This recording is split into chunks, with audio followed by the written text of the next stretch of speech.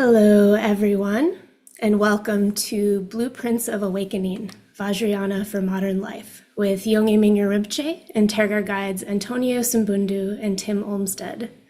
My name is Kirstine from the Tergar International Events team, and I'm one of your hosts today for this very special event, along with Daniel, Lucy, and Stella in the background, also from the events team. This webinar marks the beginning of Tergar's new year-long transmission, a series of online courses and retreats with Mingyur Rinpoche focusing on the Vajrayana path. There are more than 8,000 people who registered for this event from about 100 countries around the world.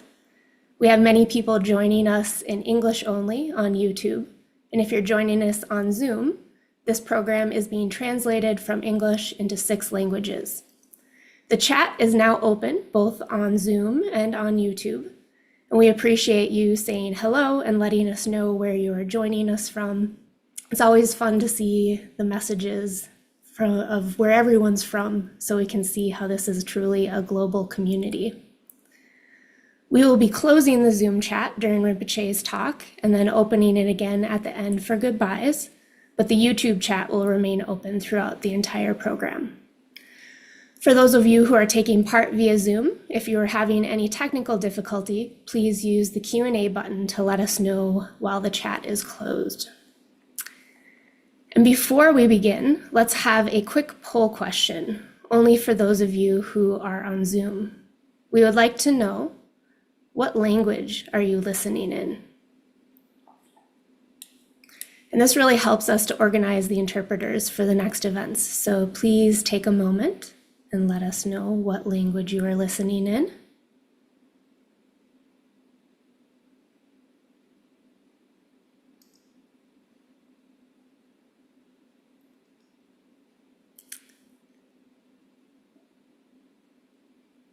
And then if we can see those results.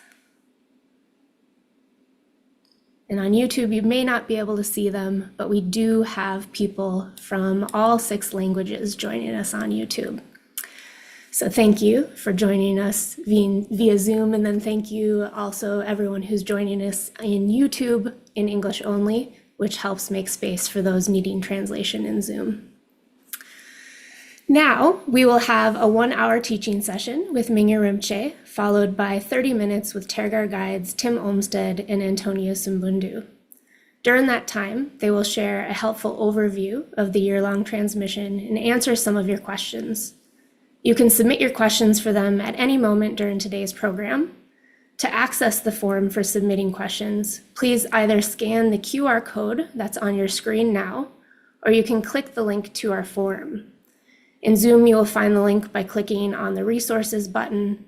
And for those of you on YouTube, please click on the link in your chat. Now, it is my great pleasure to say a few words to welcome Yongey Mingyur Rinpoche. Many of you are already familiar with Rinpoche. He is a renowned Tibetan Buddhist master, and he is particularly well known for his expertise in the practice of meditation and his incredible efforts to make meditation accessible to people all around the world.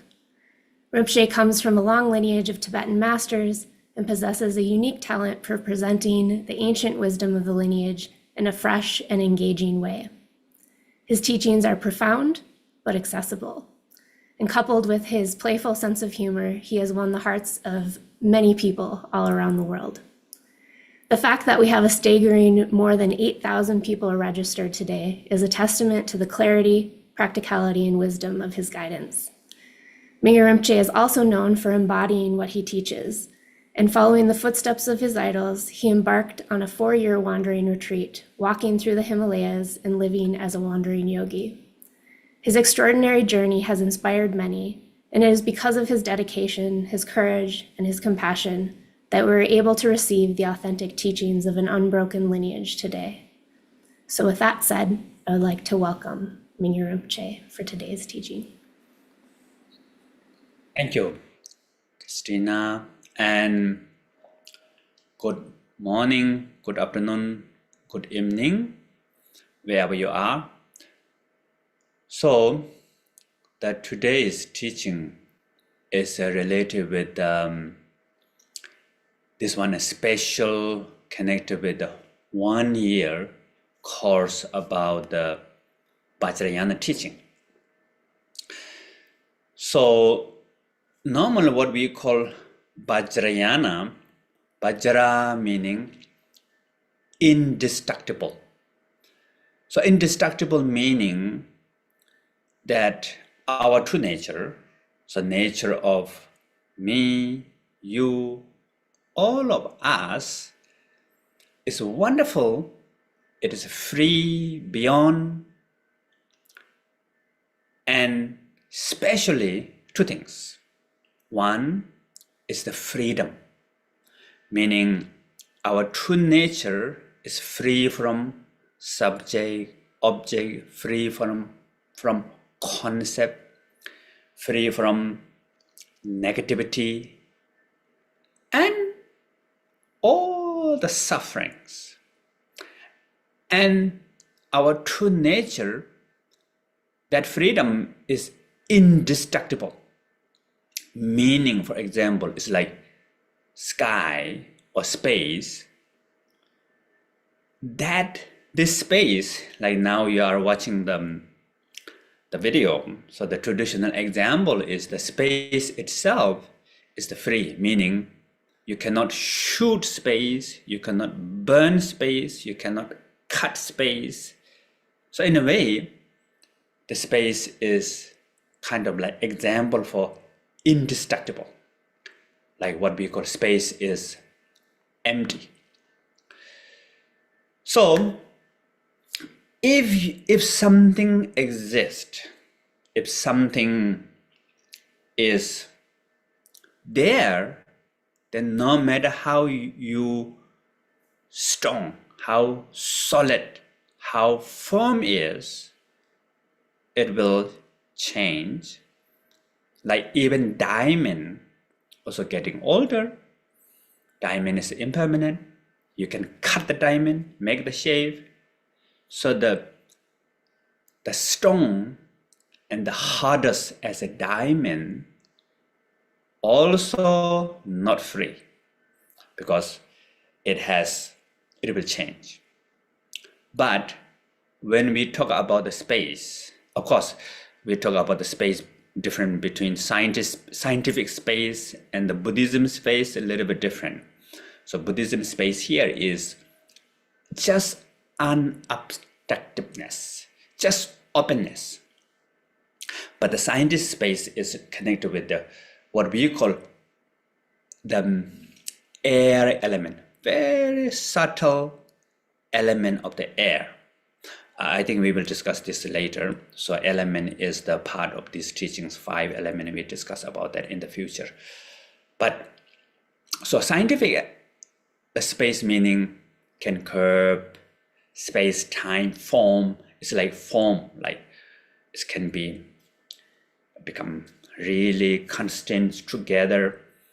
But the Buddhist space here is meaning just openness, that everything, like science, sometimes they talk about the Big Bang. So Buddhist space even exists before the Big Bang. Why the Big Bang is allowed, possible? Because that unobstructiveness, that openness, that allowingness coming from the space element.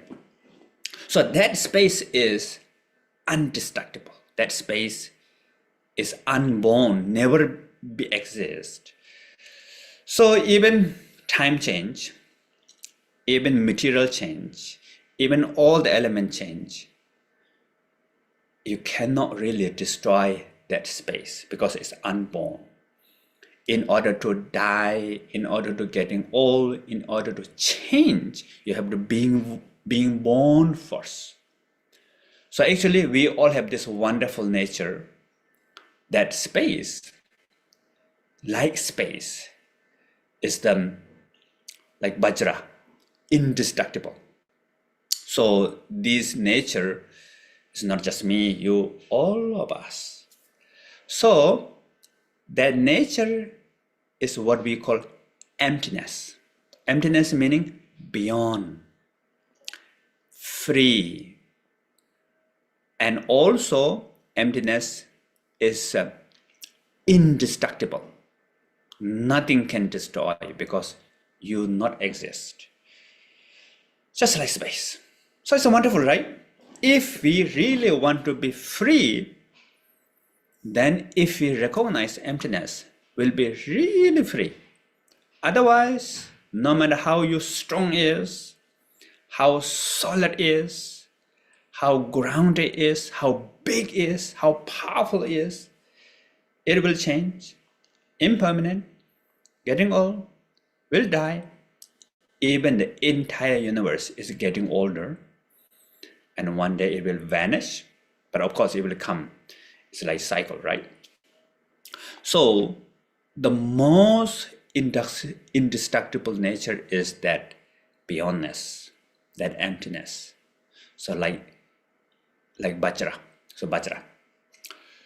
So now the second quality is in the Vajrayana.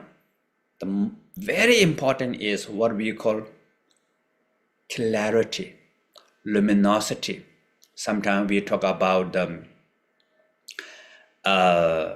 awareness, or it is equal to possibility, potential.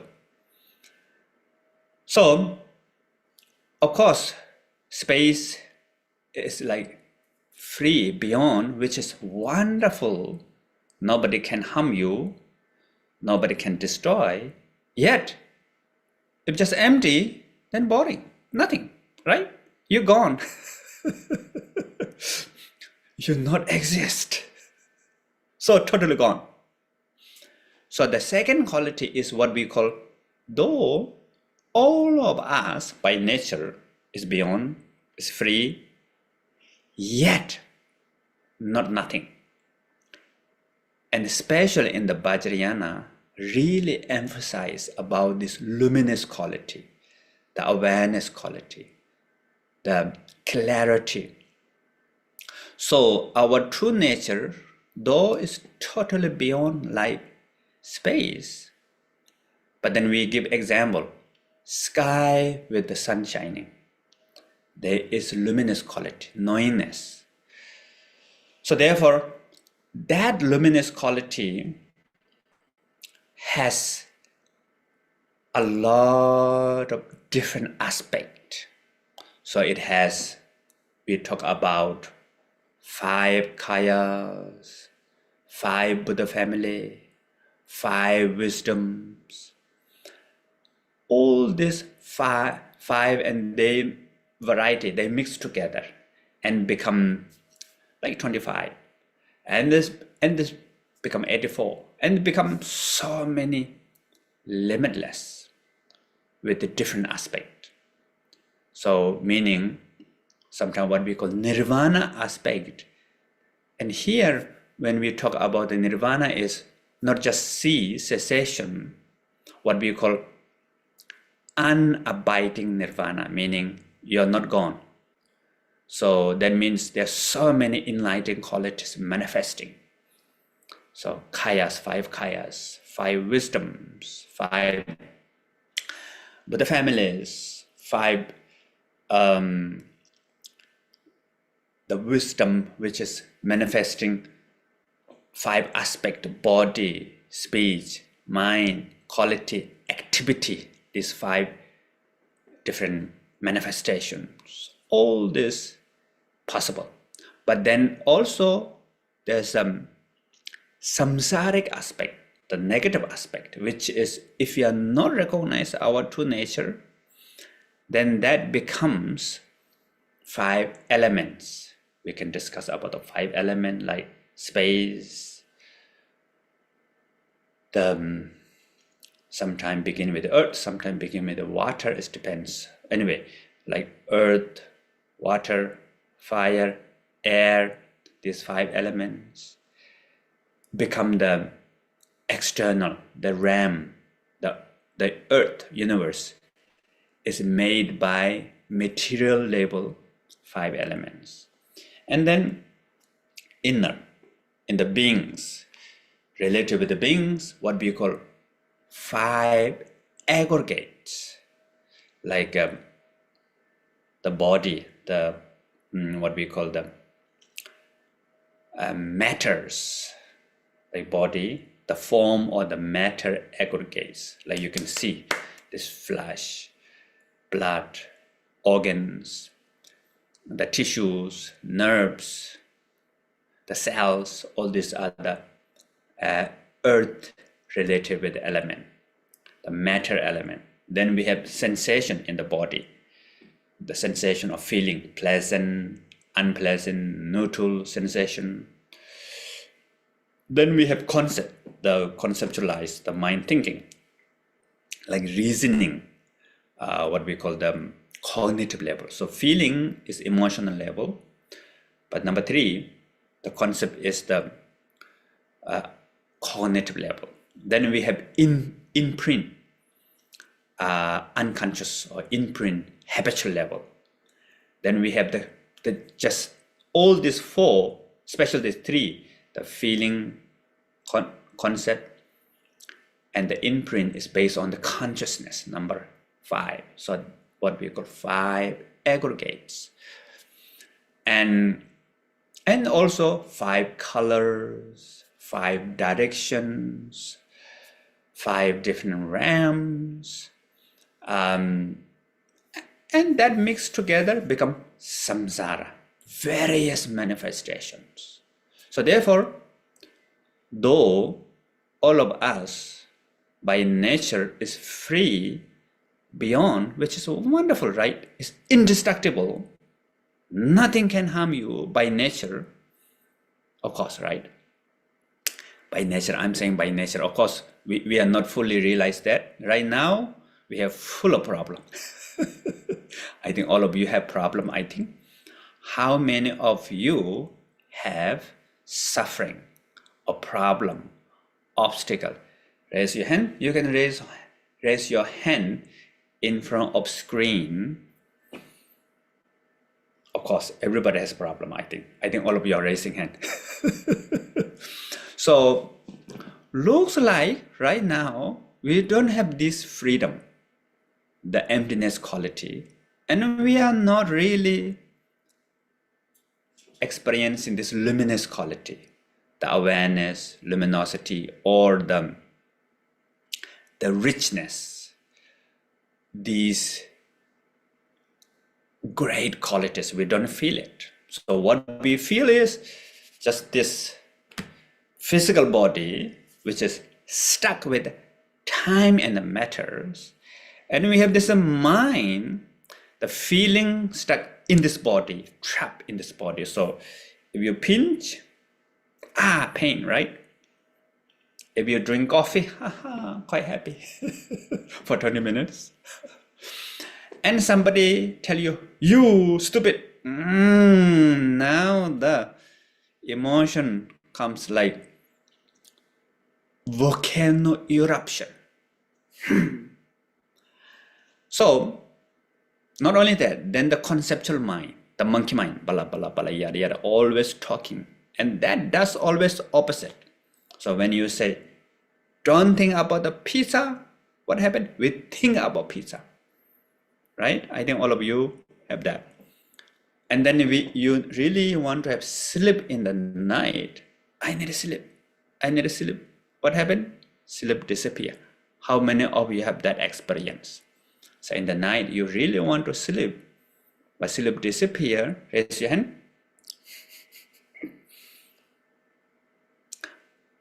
Not only you, it's similar. It's universal suffering. And that is not just sleep.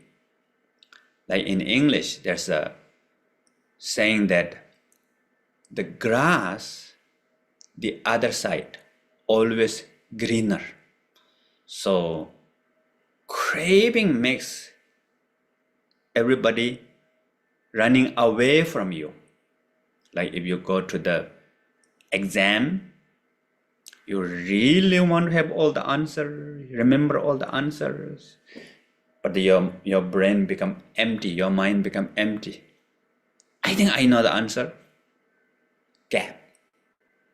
As soon as exam finish, you come out of exam room. Oh, you remember, but now too late. So the craving makes suffering. Aversion meaning no pizza is not just no pizza. It connected with your relationship, your work, environment, personal life, professional life, family life. As soon as if you caught with aversion, no matter what that thing is, it doesn't matter. Diamond,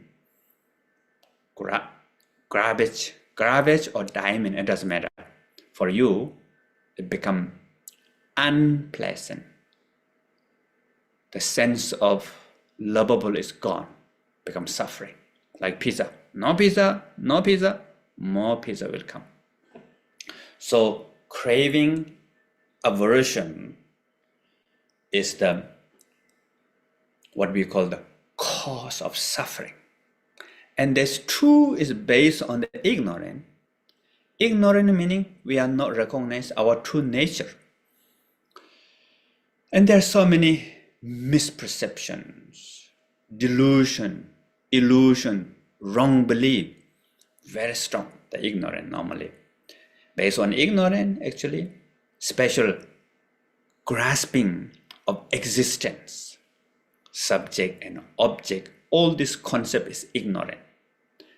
So that ignorance becomes reality, though nature of all of us is free, is emptiness, indestructible, like Vajra. But then ignorant, not recognize that, makes everything solid, real, fixed. Another example is what we call like ice and the water. When the water become ice, that fixed, rigid, solid, right? If you are in the ice, you cannot move. You are frozen. You're fixed. No freedom. Not much possibility.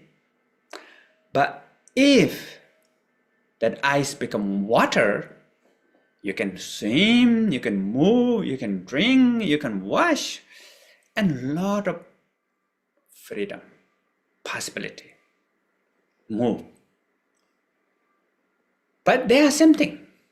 Both are made by same material. So sometimes what we call samsara, nirvana, by nature is same. But the problem is if you not recognize our true nature, then everything becomes fixed. Right now, we are in samsara. So we are fixed with the time, matter, subject, object. Normally we talk about 4 boxes. Yes box, no box, both box, neither box. And these are huge. Not just idea level, it's in the feeling level, it's in the perception level, it's everywhere. So sometimes what we call, we create our own person and we trap our own person. So who create all this person? You. All of you.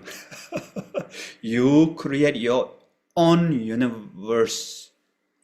You create your own samsara. You create your own nirvana. So how we create samsara and nirvana?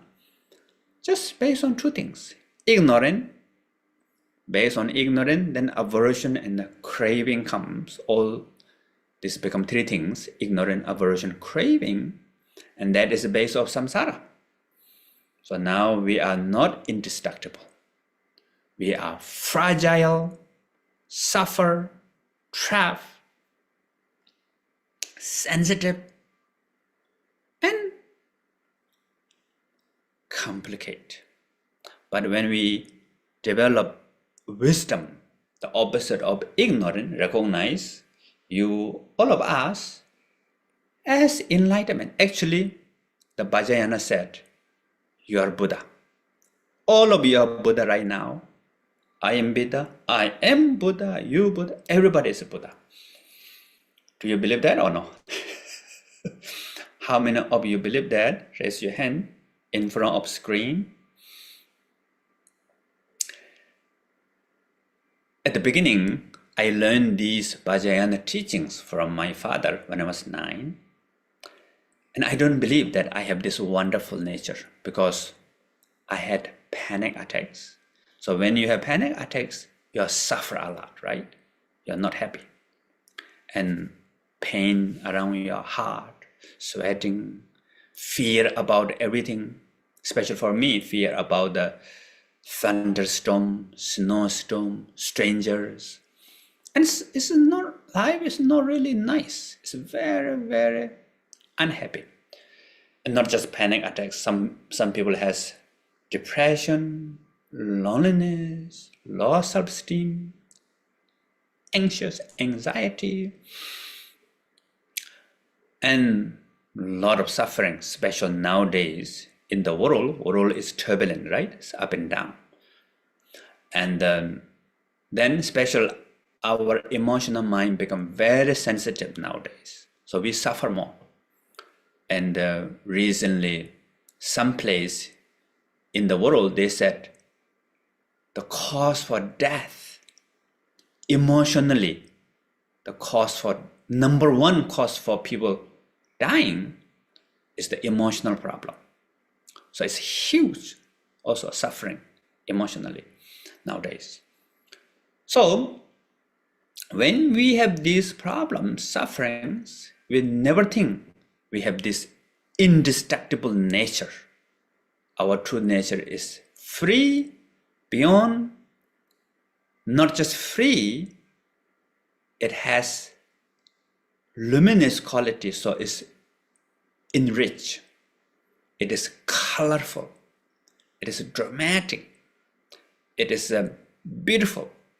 All these kayas, wisdoms, different activities, boundless awareness, boundless love and compassion, boundless wisdom. So these are not just you're free. So emptiness help us free, but the clarity, luminous help us colorful, joyful, happiness, lasting happiness, not just normal happiness. So the essence of the Vajrayana teaching, sometimes what we call pure perception. So pure perception means I am Buddha, you are Buddha, everybody is Buddha. So actually what we call samsara is nirvana. So we don't need to look for the nirvana somewhere up there or somewhere in the future that we will achieve. So what we call the nirvana is here, right now, right here. But the important thing is we need to recognize. If you are not recognized, and for us, it's not nirvana, it is samsara. But if you recognize your true nature, then nirvana is just here. So the traditional example is what we call the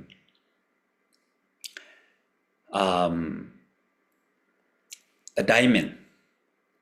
And this is also kind of like modern stories.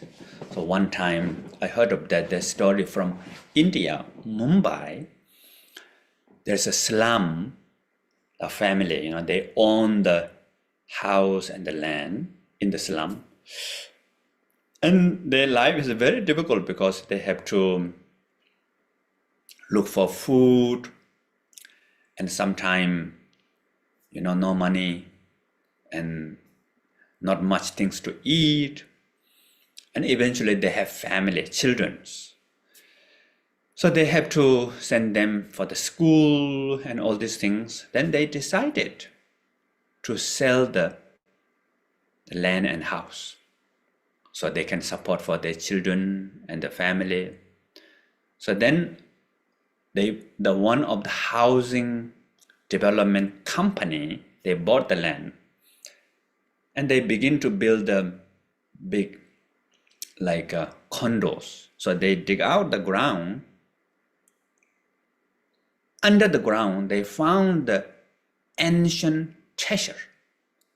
Many, many years before, somebody put them like treasures, the precious gem beneath the ground. So actually that slum family owns all these treasures, and that worth of many millions of US dollars. But then for that family, entire life is suffering. Actually, they are very rich. Actually, they own the land. That means these treasures belong to them. But the problem is they not discover. They are not recognized. They own treasure. So their entire life is suffer. So similarly, all of us here, we all have this wonderful treasure within us, all these kayas, wisdoms, everything there. Normally we talk about the boundless awareness, boundless love and compassion, boundless wisdom, these three unity qualities within us, all of us, but we are not recognized. So then what we become very sensitive, fragile, unhappy, full of suffering, trapped with the subject, object, time, matter. So we end up here, just like that slum owner. So that pure perception in the Vajrayana talk about everything is enlightened by nature, and how we should recognize that is the Vajrayana practice.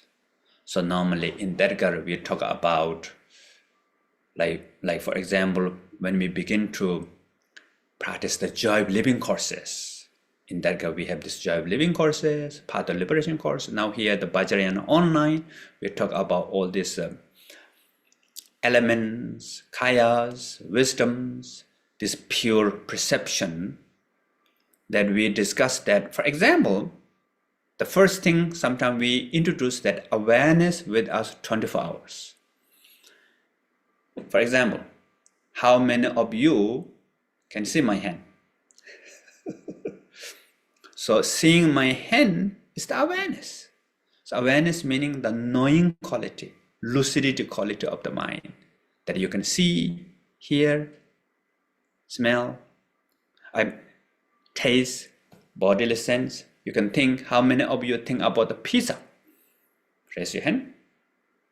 That is awareness. How many of you can feel the temperature now in your body? That is awareness. So that awareness normally is like what we call, if you go to the movie theater, then there's a projector, right? And there's projector projecting on the screen. What do you see? Stories. So in the movie, sometimes good story, bad story, they fight each other. And different colors, of course, 5 colors, yeah. Black, white, green, red, blue, and then they all mix together, become various different colors, yellow, so many different things, right? But all these colors, all this story, the base is the light. The yellow is light, red is light, black is light, green is light, everything is light, and all the story is light. Similarly, for us, the luminous quality that we are experiencing, can see, hear, smell, things, all these are based on the self-luminosity. So self-luminosity is what we call like flame, like candle lamp in a lamp. If you lit the lamp, and the flame is illuminated by itself, so we don't need to use flashlight, right? But if you want to see, watch, then we need external light, because watch is not the light, but the flame is the light illuminated by itself. So that self-luminosity is the base for all of us, but we are not recognized. Then what happened? The luminous become other luminosity, meaning we can see, hear, subject, object, time, matters. And we don't see this nature is emptiness. We trap, solid, fixed. So now the good news is we are free, we are indestructible like Vajra, yet not just free, there is enrichment, there is endowment, there is manifestation, there is happening, potential, possibility. All these kayas, wisdoms are there. These two are unity. Beyond, yet manifest. So the Buddha discussed in the Heart Sutta, the form or the matter is emptiness, and emptiness is matter. The matter is not different than emptiness. Emptiness is not different than matter. So that means the emptiness beyond, yet is appearance manifesting together, unity. So from the empty aspect, we are free, which is wonderful, but from the luminous aspect, we are happy, possibility, colorful, not just empty. And these two together, unity, what we call the unity of these two things. So we are now here. And this is what we call the secret of the universe. Secret of your true self, your true nature. Secret of all the phenomena. So Buddha first, he was born with a wonderful family in Nepal, Lumbini, place called Lumbini. So Buddha has wonderful parents, luxury life. He was prince, but he has this question: what is the meaning of life? Who are the nature of us? Who am I? So this question that very strong with Buddha, though he has a wonderful life, wonderful palace, everything's wonderful. But then eventually this question became very strong. He left the kingdom, looked for answer. So Buddha went to India, many different places, the north, center, south, different place, but he cannot find the real answer. Although he met many teachers and he learned different lineage of those days, philosophical teachers, and the great meditators, and he learned very quickly Buddha is genius, and then he becomes sometimes better than teacher, nothing more to learn. Then Buddha thought, okay, only this intellectual level is not enough. So what I need is meditate, very determined practice. So Buddha went to Bodh Gaya, near the Bodh Gaya in India, the Narajan river, and he really determined practice, strong concentration for 6 years. Even after that, he find that answer is not easy, quite complicated, cannot find the real answer. Then he let go of everything, let go of this intellectual knowledge, studies, let go of tight, determined meditation practice. Just let everything be as it is, be natural. And looks like something coming together for him. Maybe he can find the answer. So then finally he went to Bodh Gaya in India under the Bodhi tree and really be with the true nature, be with the unity, beyondness and luminous. And it's not that you make this, And these are our true nature with us 24 hours. Whether you recognize or not, no difference. Whether Buddha teach about this emptiness and luminous nature or not, no difference. Sometimes we call like our true nature is like gravity. Whether you believe or not, it doesn't matter. Whether somebody recognize or not, it doesn't matter. Whether somebody teach you about the gravity or not, it doesn't matter. It's always there. So same thing, that unity, our true nature is always there. If you not recognize, then become samsara, we suffer. If you recognize, become enlightenment, freedom, enrichment, qualities. So in this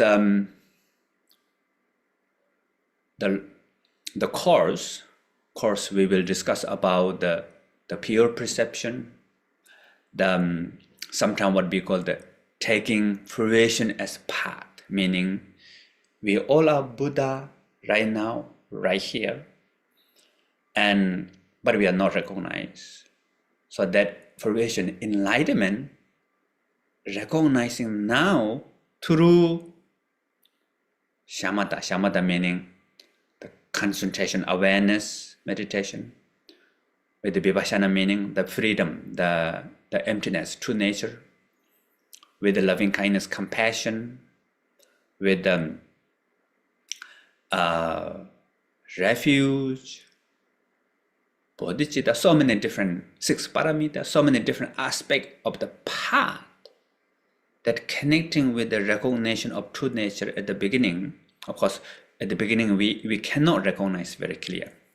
It's very, very shallow recognition. But then what we are recognizing, that we are Buddha, we are recognizing our enlightenment nature right now, right here. Through that has entire practice, entire path.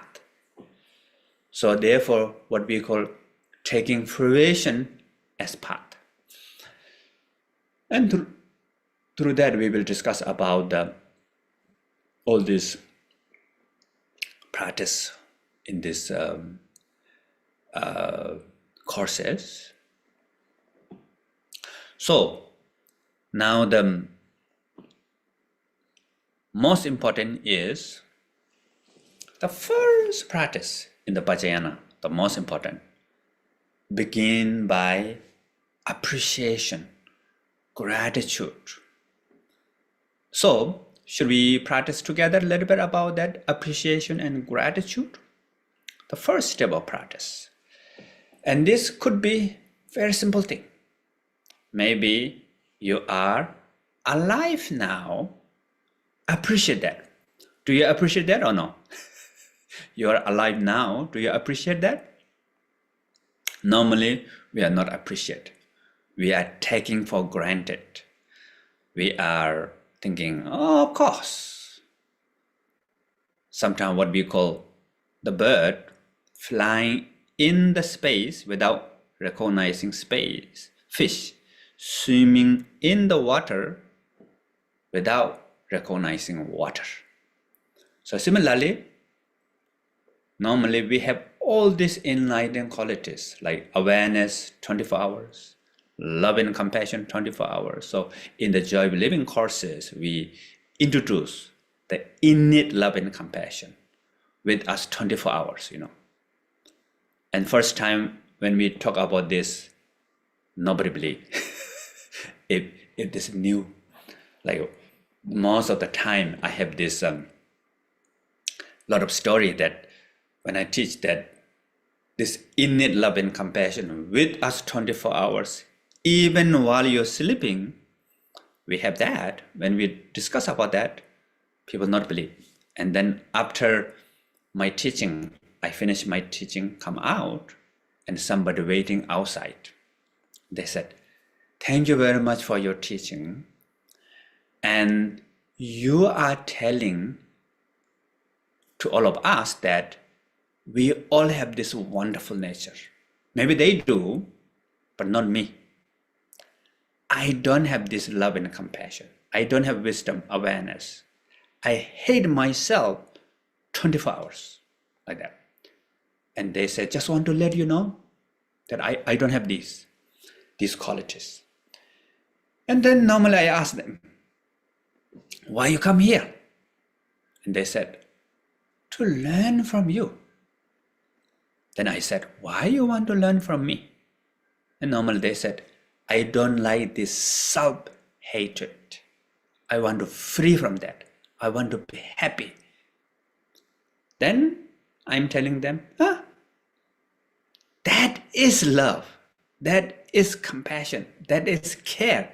You have self-love because you took the time, effort, buy flight ticket, spend a lot of money, all the way come here. Why? You want to free this self-hatred. You want to be happy. So there's a lot of self-kind, compassion there, but normally we are not recognized. We think, I hate myself all the times. So when I discuss that, most people say, yeah, that's true. So these qualities with us all the time, love and compassion also, and the wisdom also. Yeah, maybe I will introduce you these qualities, maybe just simple way. Again, my hand. So these days, I'm talking a lot about my hand, my special hand. So now my question is, how many of you can see my hand or hear my voice? If you don't look at my hand, maybe you can hear my voice. Yes or no? Yeah, so if you look at the video or listen to my voice, yes, right? Finish. Now introduction of awareness, love and compassion, wisdom, finish. Do you understand? And normally most people say, how come? Just seeing your hand is awareness, is love and compassion, is wisdom. Are you crazy? People say something like that. But actually, perceiving my hand or my voice or feeling, whatever perceiving in your mind is awareness, as I mentioned before. And then the wisdom meaning what we call recognition, or discerning, wisdom meaning to identify, discerning, recognition, detection. So these are wisdom, and the wisdom comes from curiosity, or it comes from questioning so many different ways to have wisdom. So of course, you perceive my hand is awareness, and you recognize it is hand is wisdom, then you have reaction. I like, I don't like, there's feeling, there's sensation in the body, pleasant, unpleasant, different ways. That is love and compassion that manifesting us. So perceiving is awareness, recognizing my hand is wisdom, and the reaction, the feeling reaction or sensation reaction to my hand is love and compassion. And these are always there, even while you're sleeping in the nighttime. Looks like you're unconscious, but awareness, love, and compassion is fully manifest different ways. For example, if the mosquito bites you while you're sleeping, you automatically scratch. Why? You perceive that pain, awareness, and you recognize its pain, wisdom. Then there's a reaction. You want to scratch. It's love and compassion. So even while you're sleeping, we have awareness, love and compassion, wisdom. But it is filter, what we call, is cover. So Buddha went to Bodh Gaya, sat under Bodhi tree, and there's one very special moment of memory comes to Buddha, that when Buddha was young, Buddha's father took him to the farmer festival.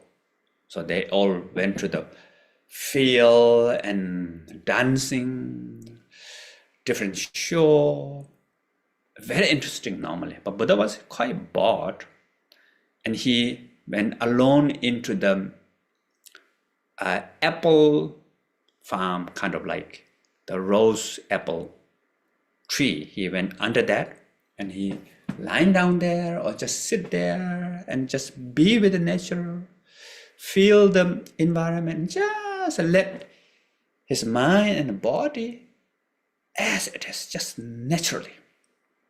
In that moment, he felt something extraordinary. He felt this joy present, yet cannot really describe. It's beyond concept, beyond subject and object, yet can experience. Fully there. So happy, joyful, but no beyond grasping, no concept. So Buddha recalled that memory, and that really helps for Buddha to recognize the true nature, that beyondness, subject and object, yet can experience clarity, luminosity, awareness. And after that, Buddha fully enlightened. So, by recognizing our true nature with these two qualities, beyondness, which is a freedom, it's not nothing, it's colorful. So these two together, Buddha achieved enlightenment. So, therefore, the Vajrayana teaching discuss about this wonderful nature. And in fact, after Buddha fully enlightened, he said, Sabshit Dodal. This is in Tibetan. I don't know how to translate well in English, but I will try. Sabshit Dodal. Vesandumache, Duzutabu, Chuji, Koy, Sulatenjang, Kor, Mingyur Mimma Nandap Nito, never cha. So the main meaning is, I discover Dharma like nectar. It is profound, it is peaceful, Dodal meaning beyond concept, and it is luminosity, and it is uncontrived. Even though if I teach to others, no one will understand, because it is beyond concept, beyond word, beyond subject and object, beyond everything actually, by true nature, as I mentioned before. It is beyond time and matter, beyond subject and object, beyond suffering, everything beyond. Yet it's like nectar. When you drink nectar, you can feel it, you can experience it, right? Not nothing. So therefore, it's luminosity. It is profound. So Buddha said, even I teach to others, nobody will understand because of beyond concept. So I will not say anything. Stay in the forest with silence. But then there's a lot of requests, like Brahma, Vishnu, like these gods. And also people request Buddha, and he begin to teach step by step. So first he talked about the Four Noble Truths, then he talked about the emptiness and loving kindness, compassion, and bodhicitta. And what we call the final teaching is the sometimes what we call Buddha nature. And that Buddha nature meaning the empty luminous nature of all of us, the beyond yet luminous, that Buddha nature teaching. So this nature is like sun in the sky, but they can be covered by cloud, right? Cloud, obscuration, like cloud.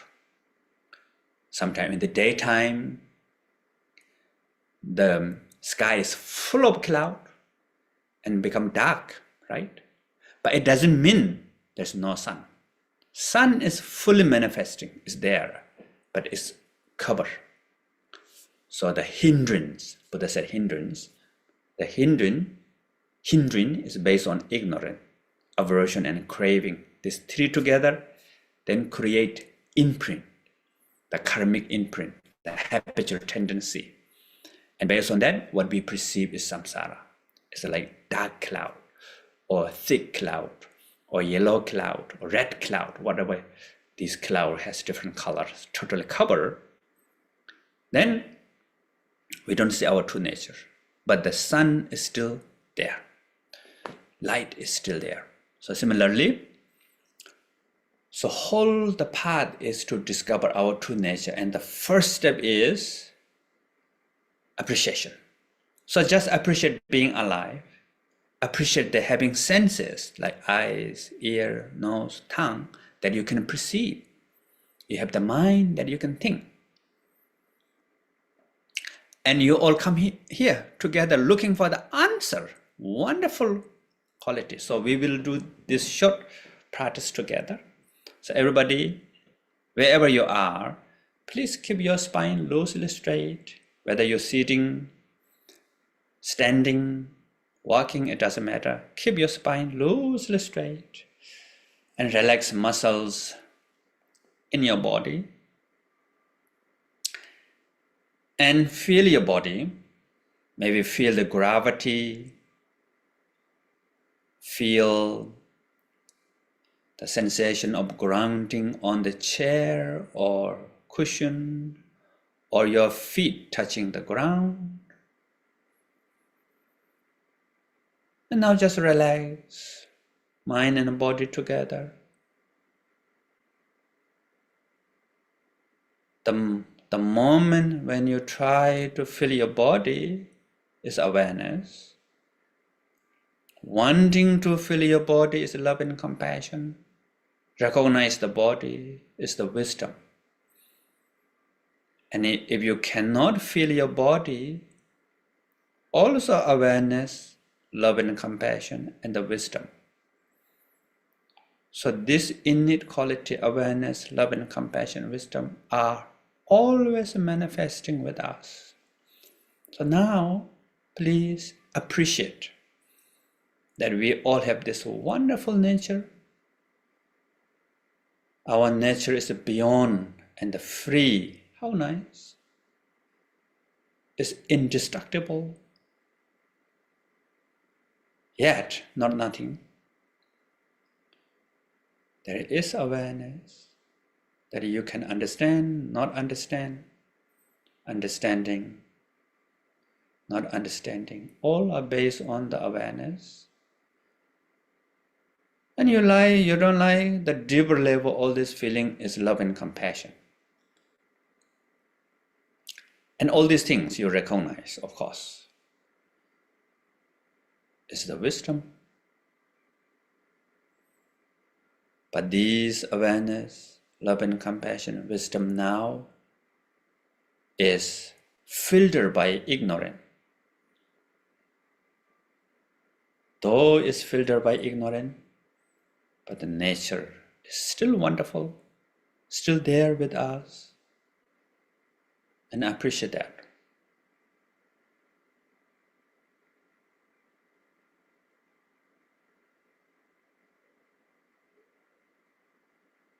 And this wisdom always calling us. This is why you want to be happy, don't want to suffer. Feeling of longing for happiness is the calling from our true nature. Because our true nature is free from suffering, it has lasting happiness. Therefore, we always want to return to our home, our real nature. So that feeling is wonderful. The feeling of longingness is wonderful. Feeling of wanting to free from suffering is wonderful. The feeling of wishing to be happy is wonderful.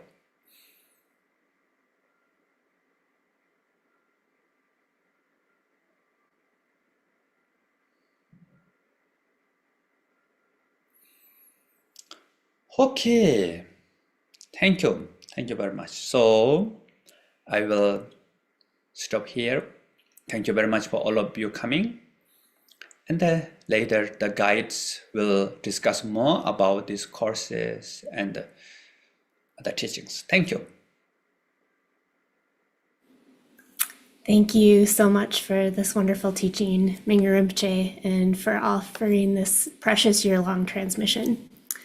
Thank you on behalf of the entire community for joining us today during your busy travel and teaching schedule. And we'll see you soon at the next retreat. Thank you. Thank you. And now, as we say goodbye to Rinpoche, I would like to welcome Tergar guides Tim Olmsted and Antonia Simbundu to give a brief overview of the year transmission and lead a brief Q&A session. And a quick reminder that you can submit your questions in the form link posted on the YouTube chat, or if you're on Zoom, you can use the link in your Zoom resources. You can write in your own language, and our team will translate it. And please do keep your questions relevant to the teachings or the transmission today. So I'd like to quick introduce our guides for those of you who are not familiar with them. Tim Olmsted began his Buddhist studies in 1977 with Chogyam Trungpa Rinpoche. He lived in Nepal for 12 years, studying with Mingyur Rinpoche's father, Tulku Urgyen Rinpoche, and many other renowned teachers while working as a psychotherapist. After returning to the United States at the invitation of his friend Pema Chodron, he served as the director of Gampo Abbey, the largest residential Buddhist monastery in North America. He's the founder and president of the Pema Chodron Foundation, which supports monastic training and communities in need around the world. A founding instructor of Tergar International, Tim lives in Colorado with his wife Glenna, leading a community following Mingyur Rinpoche's teachings. Antonia Simbundu is a Dharma teacher, clinical psychologist, and mental health specialist. She has been practicing meditation for over 35 years and has studied with the third Jamgun Kongtrul Rinpoche, Chokyi Nyima Rinpoche, Chokling Rinpoche, Sokni Rinpoche, and Mingyur Rinpoche. She holds an MA from the University of Copenhagen and an MST in mindfulness-based cognitive therapy from Oxford. So welcome to Antonia and Tim. Thank you so Kirstine. much, Kirstine. Good afternoon, Antonia. Good afternoon, Tim. Good to see you. Yeah, and good evening and good morning to all of you around the world. Yes. So, Antonia, where should we start in talking about our transmission? Yeah, I think, just coming out of this teaching with Rinpoche, I feel really inspired. And I think Rinpoche gave a really good overview of, what the Vajrayana path is, but also on somehow how his teaching is being presented. But I don't know if maybe there are a few things that you would like to highlight from what it is that we'll be going over the coming year in terms of themes.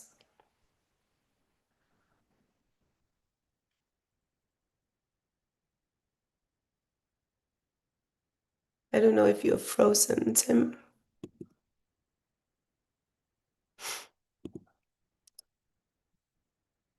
Okay, so I don't know. I think maybe Tim is frozen. But I can begin, just to describe what we'll be doing this year.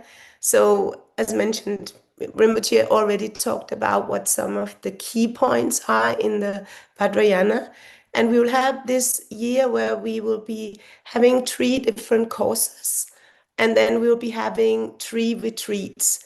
So it's like a year where we again and again will be visiting some of these principles that Rinpoche was talking about, where it all boils down to recognizing who we are, what it is that we have. So Rinpoche very beautifully talked about how Vajrayana, the Vajra aspect, is that we have this indestructible nature, and the problem is that we don't recognize it. And the Vajrayana path is a path that helps us to recognize our true nature. So we're beginning the year with what is called the Voices of Awakening. And I think one of the things that stood out to me is how Mingyur Rinpoche in this teaching was sharing stories. He was sharing the story about the Buddha's life, and I found myself, listening really carefully. And then I thought, I heard this story so many times, and yet there was something really fresh away about hearing it again. So this possibility of listening to somebody who can connect us with some wisdom, with some insight, who can share inspiration, who can share stories, is a very, very important way for us humans, the way that we learn, isn't it? And I think when we start with the Voices of Awakening, we have the opportunity to meet some people who've been steeped in this tradition for a very long time. We will be meeting people who are practitioners who've been practicing for more than 50 years. We'll be meeting people who are scholars, who've been studying deeply. We'll be meeting, teaching people who are not just students, but who are also teachers. So they know something about how to work with students. And this is something that I find extremely inspiring. And also this to see that Vajrayana student doesn't just look in one way, right? That we come in many different forms and shapes and so forth. And this is also something that is truly inspiring. So this is what we will be doing here the first month, being introduced to different voices and just gradually sort of coming into this new topic and orienting ourselves towards this world and the coming year. And then we'll be having what is called the Essence course. And maybe you want to say something about that, Tim? Yes. So in the Essence course, what we're going to do is pick the main topics and and Mingyur Rinpoche will go through them on a fairly high level view. It will be, again, moving from voices to essence. We're going to get more specific with the material. We're going to get into the main topics, but it won't be particularly demanding. And then when we get into the immersion course, then we'll investigate each of those main points much more deeply. And then Cortland and myself will also comment, as will you, Antonia. And then we're going to bring in voices in terms of other texts, other materials, articles in the Buddhist press, some fun things, little clips. It's going to be just a whole variety of ways to appreciate the main topics of Vajrayana. And when we when we started thinking about this, what we call transmission, we decided that what we wanted to do is just take some of the most important, or maybe what we think is the most important key points of the Vajrayana path, the Vajrayana traditional together, and go more deeply into those. So this is kind of a Christmas for a Vajrayana student. We get to talk about the topics that we're talking about. For instance, Mingyur Rinpoche mentioned pure perception. Pure perception is the sort of the fruition of the Vajrayana tradition.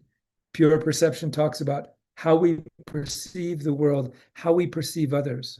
And it's so beautiful. So we're going to spend a lot of time talking about pure perception. We're going to talk about working with emotions, and then ultimately being able to transform those emotions into their inherent wisdom. Sometimes we refer this as the 5 wisdoms and the 5 Buddha families. Then we're going to be talking about the principle of the teacher in the Vajrayana tradition that is so critical. In the Vajrayana tradition, as you know, we refer to the teacher as guru. What does the paradigm of the guru mean? How to understand it, how to understand lineage in terms of a succession of realization that comes to us from the time of the Buddha. We're going to get into this quite deeply. And then we're going to be talking about what we call self-liberation. In other words, how can we train mind to liberate, to free itself naturally and spontaneously when we get caught up. So those are some of the sort of main topics of Vajrayana. This is, I guess, why we call the blueprints, which is it's the sort of map of Vajrayana. I don't know if that word translates well, but anyway, that's what we came up with. Yes, great. So that's the 3 courses that we will be having this year. And then we will also be having 3 retreats with Mingyur Rinpoche. And the retreats will be on the very same topics, because this is the map that we're working with. But the retreats will be an opportunity to get more teachings from Mingyur Rinpoche on the specific topics. And the first of the retreats will be on the 5 wisdoms. And then later on, we will have a retreat on Guru Principle, and we will have one on pure perception. And so these are spread out through the year, so that there are sort of we will have inspiration for our daily practice. We will have regularly receive teachings that can inspire us. We will have material to work with. And then there'll be these opportunities to sit down in a larger community over a couple of days to be on retreat and go deeper into some of the material. So this is sort of the layout of the year. And then we're also going to have ongoing guided meditation sessions and what we refer to as heart-to-heart sessions, where we just open, it's there for an hour, and we'll make some comments for about 10 minutes about whatever comes to mind, and then we just open it up to talk about our practice all together. So really lovely chances to come together as friends on the path, as a community together. It's wonderful. Yeah. So again, I'm personally, as you know, Antonia, we've been churning Vajrayana online for 15 years. Anyway, a long time. But this is really, these are really the most beautiful points, I think, of the Vajrayana tradition. And Mingyur Rinpoche said something today, or mentioned something that I thought was so beautiful, that it's so easy to think of the Vajrayana tradition as being arcane and esoteric and complicated and difficult and on and on and on. But where it goes to is described in the story of the Buddha under the rose apple tree. That actually, the farther we go in the Vajrayana tradition, the more and more simple, literally simple and straightforward, nearly obvious, right in front of your face quality that it has. So this is another reason that Vajrayana is so wonderful, because it starts complex in a way, because we are complex. But where it goes is to rediscovering how to come home to who we've always been. It's so elegant and it's so sort of lyrical, actually, so poetic, but this is the path itself. So Antonia, should we open it up for a few questions? Yeah, I think so. Yeah. Great. Thank you. So our first question here, it says, I have been attending Tergar Joy of Living courses in person in my area, which has been a wonderful introduction to meditation and Buddhist teachings. As I deepen my understanding and interest, I am curious about how to properly begin practicing Vajrayana Buddhism. Are there specific steps that I should follow when seeking guidance in this tradition? Thank you. Yeah, this is a wonderful question, and it is really wonderful that you're here. I think this is a very good place to be introduced, right? So we want to begin by being introduced to what it is, and this is what we'll be doing over this year. And then during this course, we will also be receiving some instructions that we can begin to work with. And as Tim was mentioning, we will also be having some practice sessions that we can begin to attend and where we gradually can learn. So I think one thing that's helpful, this person you're mentioning, that the joy of living, so you're already familiar with how the training itself is also gradual. We are receiving new instructions and then we're working with them. But first we're introduced to the view. We're introduced to what it is that we are being trained in. And this is so important. So, and this is also what Rinpoche was pointing to today, isn't it? That he said, it starts with appreciation.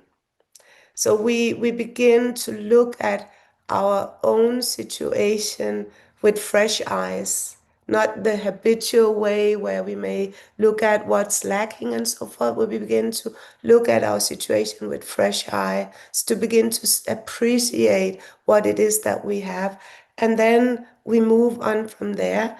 And I just think that it's a wonderful place to begin with this transmission year, to gradually learn more about the tradition and to continue with the practices that you have, and then incorporate what you will be learning here. And of course, if you would like, then there's also the possibility of attending the Path of Liberation, which is Tergar's sort of Buddhist program. And when we have the next Path of Liberation level 1, to attend there and sort of formally to start the Path of Liberation practice. I think it's important to just highlight the fact that the joy of living and path of liberation are one complete whole. That Mingyur Rinpoche in the joy of living is laying down the basis for everything that comes after that. You know, he gives us the sort of golden thread that moves all the way through the rest of the tradition, whether or not we go beyond joy of living or whether we do. The joy of living is the sort of foundation for everything and extremely important.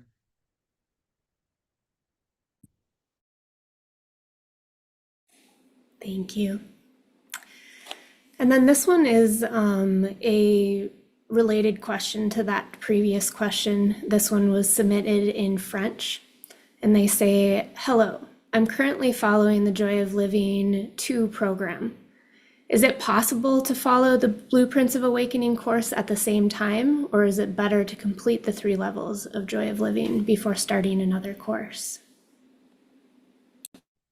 I think it's perfectly great to take on, you know, the joy of living and the path of liberation. This is Mingyur Rinpoche's sort of practice track.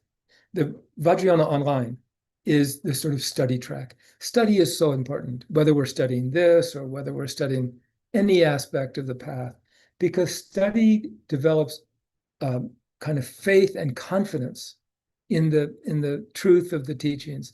And with that, that's the kind of wind in our sails that makes our study and practice go easily. It makes it fun and interesting. So there's no reason other than maybe time constraints to not do both at the same time.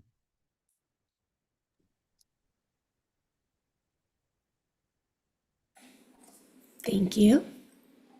And then the next question is, how is this different from the path of liberation?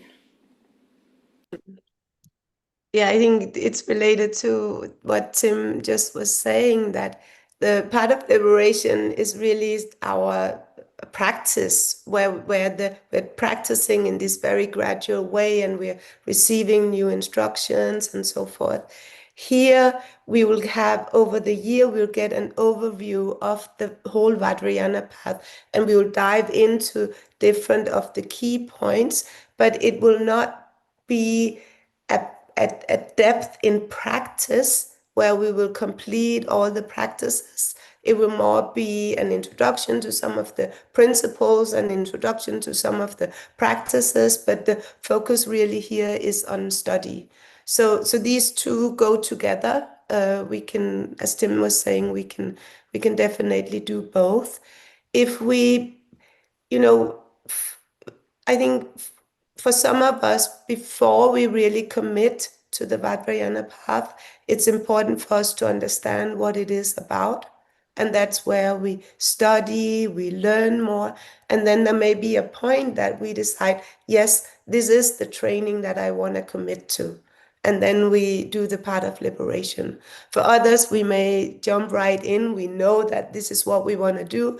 And then as we're practicing, we also learn more, so that our understanding of what it is that we're doing and where it's coming from is also being deepened.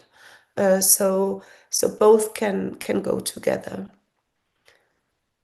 But there's no commitment, like when we start the path of liberation and are doing that, then we're required to do a certain number and hours and all of this. There is no sort of commitment with what we're doing here. This is really for us to work with the material, to be inspired, to learn, to be together, to discuss it. And then we will have our individual practice beside also, many of us.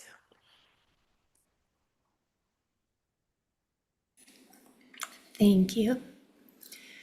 And we have a couple of questions like this one. They say, I think I understand the view of the Vajrayana intellectually, but on a practical way, I think I tend to practice more other approaches like Hinayana or Mahayana. How can I know that I'm truly practicing Vajrayana in my meditation in daily life and not the other approaches? Well, this is a kind of a vast question, but a couple of just short thoughts that come to mind. One is that the Vajrayana is that, and when we talk about the three turnings of the wheel, the three sort of major phases of the Buddhist teachings, we start with the foundational vehicle, obviously, and then that becomes enriched and ripened and extended. That becomes the great vehicle, the Mahayana.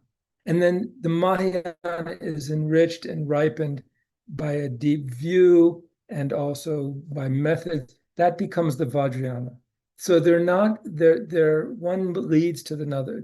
It's not a sort of separate thing altogether, in other words. And then I think the most important thing about the Vajrayana tradition is the view that Mingyur Rinpoche talked a lot about earlier. The view that fundamentally, not only do we have the potential to be good and whole and complete inside, but actually right now, in fact, that is our nature. So this is the view of the Vajrayana. So in the Vajrayana, all practices are to help us embody this view and to actually see the world through those eyes. And that's what we call pure perception. So any methods enhance that. But in terms of the specific, what you're sitting down and doing on your cushion, all of it is wonderful. And you'll learn a lot more as we move forward.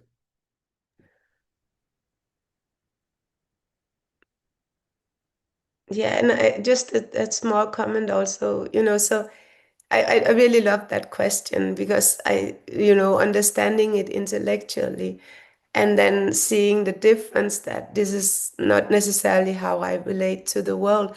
But I think also to know that this is what when we bring the view to mind, then we're training in that. And it's this, not just letting it be, I know it intellectually, but we're really orienting our perception. That's, just like when Rinpoche said, it starts with appreciation. Look to what you can appreciate, right? Then we notice it. We start to see it. We start to recognize space, okayness, kindness, and all of this.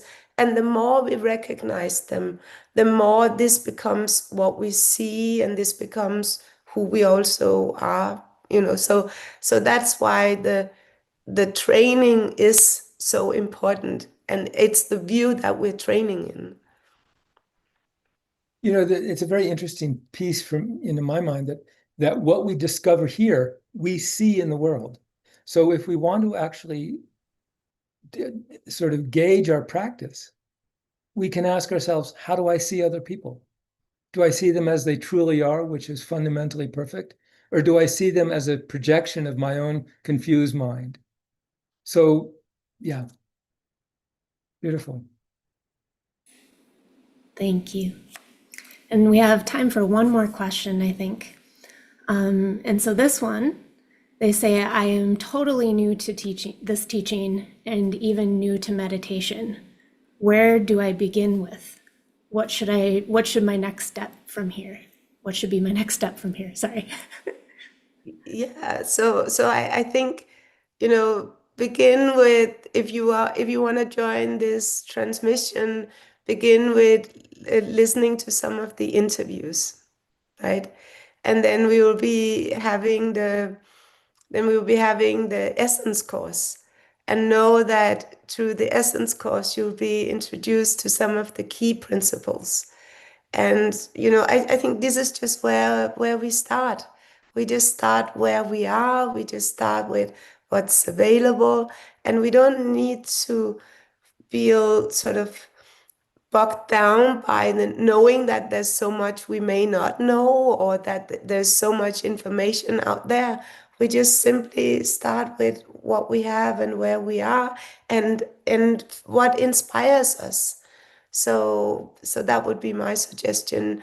And if you wanna, we already did some practice with Mingyur Rinpoche today. It was a wonderful practice. So we can look at the recording and we can work with that practice. So we have the opportunity to maybe say, okay, so let me do this meditation practice that we did today. Let me do it every day the next week and just see how it is. And, so already today you have something that you can start with. And I would also really recommend listening to the teaching today again. I will listen to it again. I think it was a wonderful teaching. It touched on so many different aspects, and just see what happens in you as you're listening to it, what catches your interest, what do you feel inspiring. Is there something in you at times that relaxes, at times that struggles? Just see how some of this begins to land in you, and know that this is already working with the material.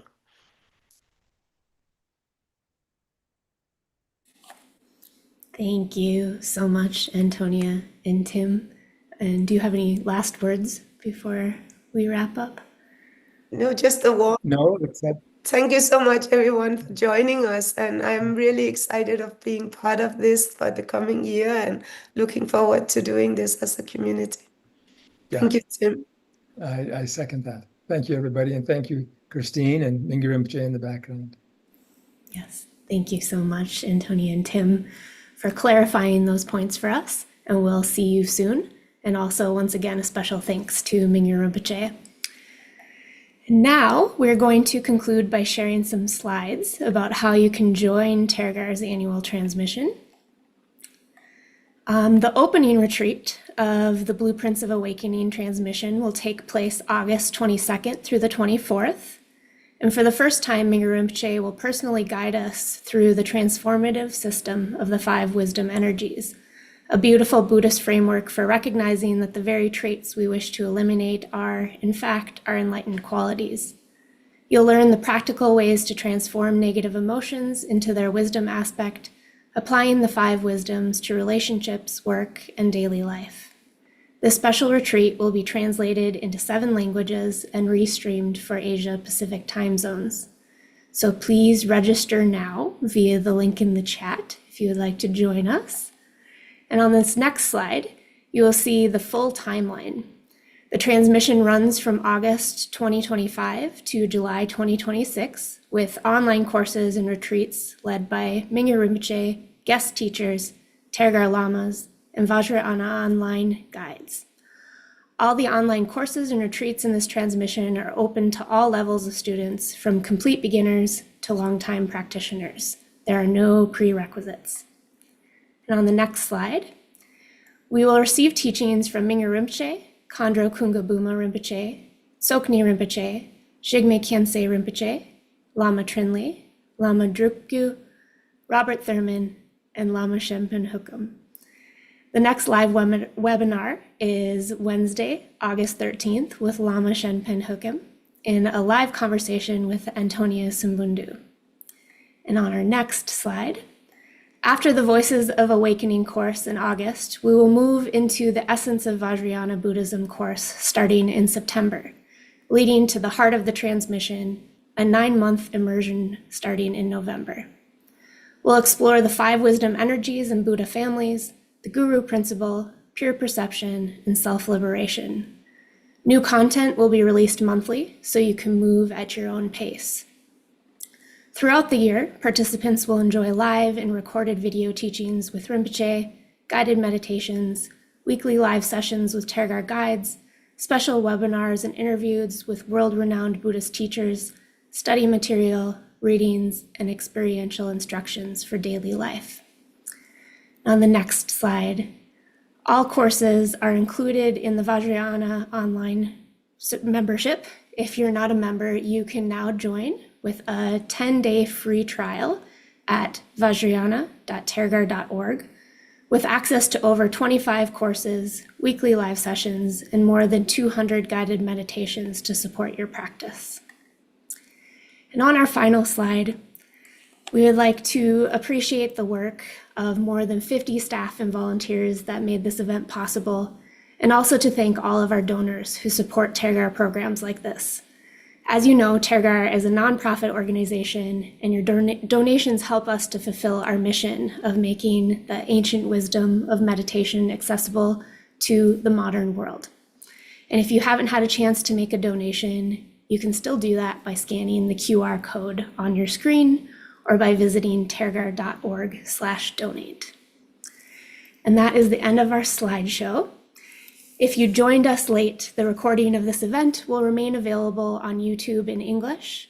And on behalf of my colleagues and all of the interpreters who generously gave their time, thank you so much for your participation. And we look forward to seeing you at the next Tergar event. And we will close today by showing you a short 2-minute video about the year-long transmission. And we encourage you to stay and watch it for some inspiration. So I will say goodbye now, and thank you, and have a great weekend.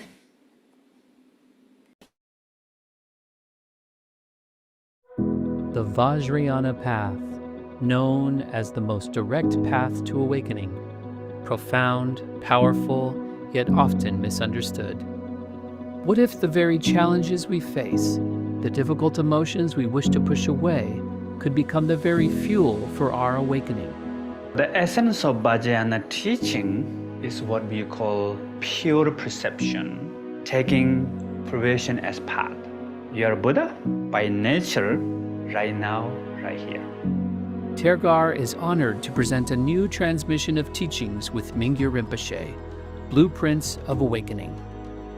Together, we will explore the underlying principles, the core blueprints of Vajrayana practice, discovering how even obstacles can illuminate the path. For the first time, Mingyur Rinpoche will personally guide us through the transformative system of the 5 wisdom energies. This beautiful framework helps us recognize that the very traits we might see as flaws are in fact our enlightened qualities. Through online courses, immersive retreats, and live sessions with Mingyur Rinpoche, esteemed guest teachers, Tergar Lamas, and dedicated Vajrayana online guides, we will delve into the principles of the 5 wisdom energies, Guru Yoga, self-liberation, and pure perception. New lessons will be released each month so you can move at your own pace. And we see the nature of 5 kleshas as 5 wisdom. So what we call poison become medicine. So hopefully these things really benefit for your own practice, for your life, and people around you. Whether you are completely new to meditation or a long-time practitioner, everyone is welcome. Don't miss this unique opportunity to receive these precious Vajrayana teachings directly from Mingyur Rinpoche. Discover the blueprints of awakening. Visit vajrayana.tergar.org to learn more and join.